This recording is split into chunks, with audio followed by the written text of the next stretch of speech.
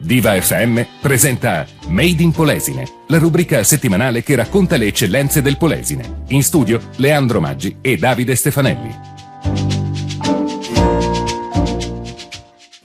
Bene, allora siamo pronti facciamo finta di essere quasi in radio, anche se effettivamente non è vero, siamo solamente in video e siamo comunque su Made in Polesine per TV. Ciao a tutti, Davide Stefanelli e anche naturalmente Leandro Maggi. Buongiorno. Leandro Maggi, eccolo qua, ognuno da casa propria perché rigorosamente, insomma, visto il periodo che ce lo impone, insomma, però vediamo di fare una cosina, una mini puntata di Made in Polesine, se così possiamo definirla. Tutto bene nel frattempo, Leandro? Tutto bene, sai che faccio un sacco di cose qua da casa, ho fatto il mio studio casalingo per la gioia di mia moglie che mi vuole mandare via, comunque, ma questa è un'altra storia.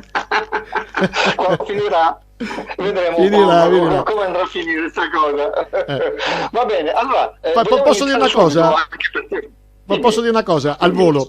Dico che abbiamo fatto 4 anni di Made in Polesine, mai perso una puntata, abbiamo perso solo la settimana scorsa, anzi 2 settimane fa, e quindi adesso riprendiamo una versione light casalinga. Ecco, quindi vediamo anche la prossima settimana di fare qualcosa anche a livello radiofonico, insomma, sempre rigorosamente ognuno da casa propria. Tanto dal telefonino è proprio un brutto min, sei proprio... ma anche dal vivo, sai, non è che sia molto meglio. Tu invece sei proprio l'uomo video, proprio. Sei fatto per rimanere davanti alla telecamera. Sì, dai, perché sono troppo vanitoso. Allora, arriviamo al dunque. Coronavirus in Polesine. Devi vedere qua da me, io ho 3 computer. Allora, situazione, epidemia del Polesine, ci sono stati purtroppo 10 deceduti qua da noi. I tamponi positivi, Rovigo è quella che ha la percentuale più bassa, 0,10%, Padova la più alta, 0,33%, e poi Verona 0,32%. La mortalità, abbiamo detto che anche qua è una delle più basse a livello anche italiano, 0,04 contro 0,24 di Verona nel Veneto. Allora, che dire? Innanzitutto è un fatto positivo che qua da noi i casi negativi di mortalità sono abbastanza bassi. Questo non solo fa piacere, ma vuol dire che siamo anche bravi a seguire i diktat e gli ordini da parte del governo e del governatore Zaia.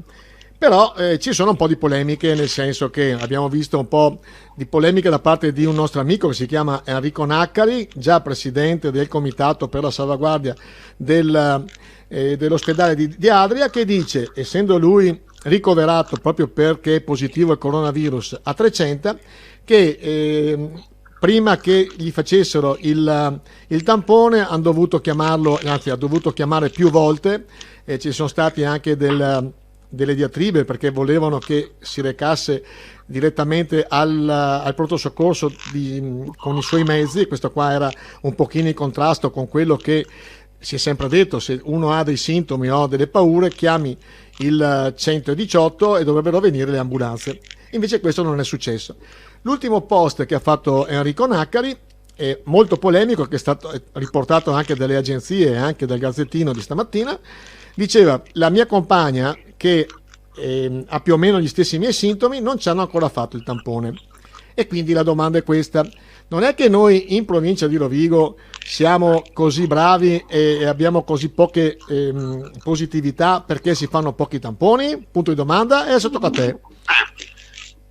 Sì, come è successo anche in altre zone d'Italia, ma per esempio anche a Milano, quindi Lombardia, Piemonte, Emilia Romagna, si dice siano le più diciamo tartassate, sì, quelle più colpite più drastico, sempre più colpite dal virus, forse perché sono quelle che hanno magari avuto la possibilità di fare più tamponi. Magari in altre zone, che ne so, in Toscana, nel Lazio, ancora più giù in meridione, in Campania, molto di meno, e quindi ovviamente se non si fanno i tamponi risultano meno infettati sotto questo aspetto.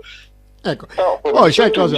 Si è riportato a livello regionale a noi, la provincia di Rovigo è quella che ha fatto meno tamponi, quindi naturalmente risulterà anche quella meno infettata, però questo è proprio derivato da questa